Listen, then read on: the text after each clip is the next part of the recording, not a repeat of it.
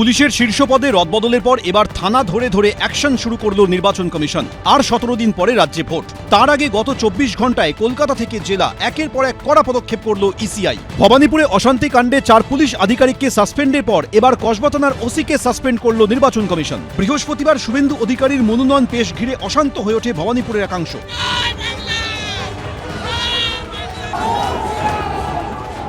Amit Shah road show চলাকালীন হরিশ চ্যাটার্জি স্ট্রিটের মুখে বিক্ষোভ দেখান তৃণমূলের কর্মী সমর্থকরা। সার্ভে বিল্ডিং এর কাছেও বিবাদে জড়ায় তৃণমূল ও বিজেপি। সেই ঘটনার প্রেক্ষিতে কড়া পদক্ষেপ করে কমিশন।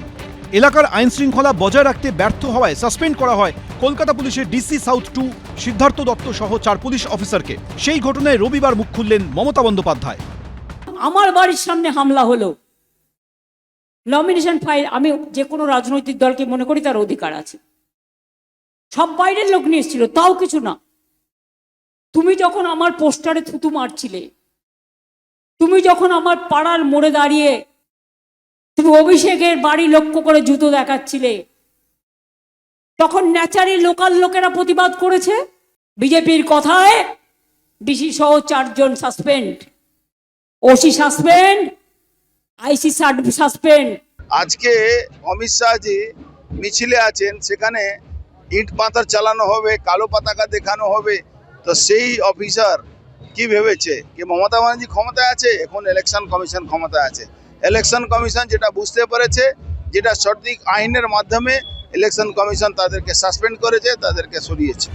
ভবানীপুরে অমিত শাহের রোড শোতে অশান্তির ঘটনায় কলকাতা পুলিশের 4 আধিকারিককে সাসপেন্ডের পর কসবা থানার ওসি বিশ্বজিৎ দেবনাথের উপর নেমে এসেছে শাস্তির খাড়া।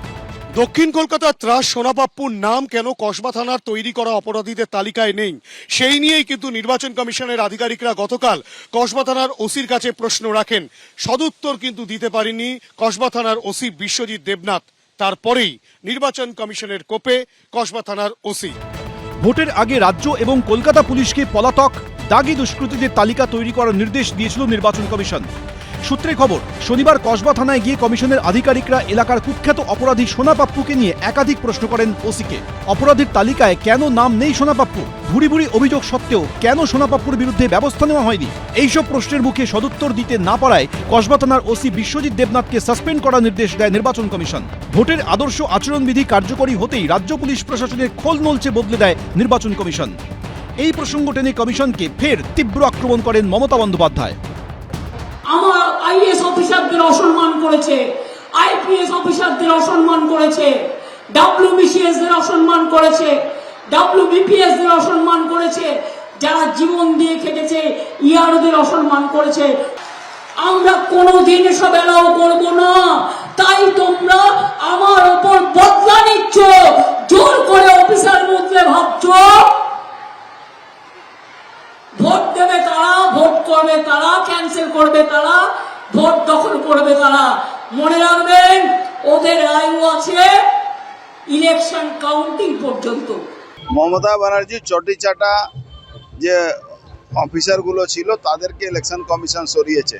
তারা বেআইনিভাবে এসআইআর এ ভুল করেছে, তারা বেআইনিভাবে জ্যান্ত লোককে মৃত করে দিয়েছে, তারা বেআইনিভাবে নাম কেটেছে।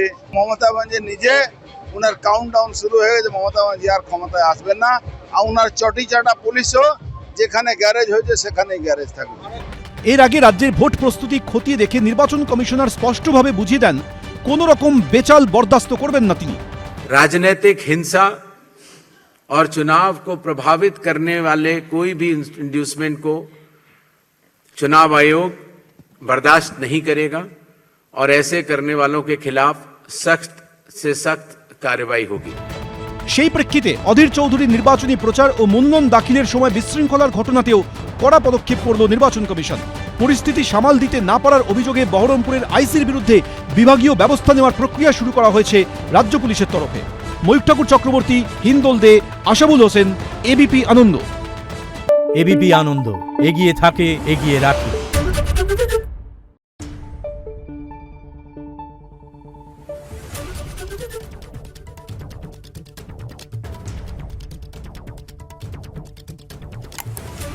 Thank you.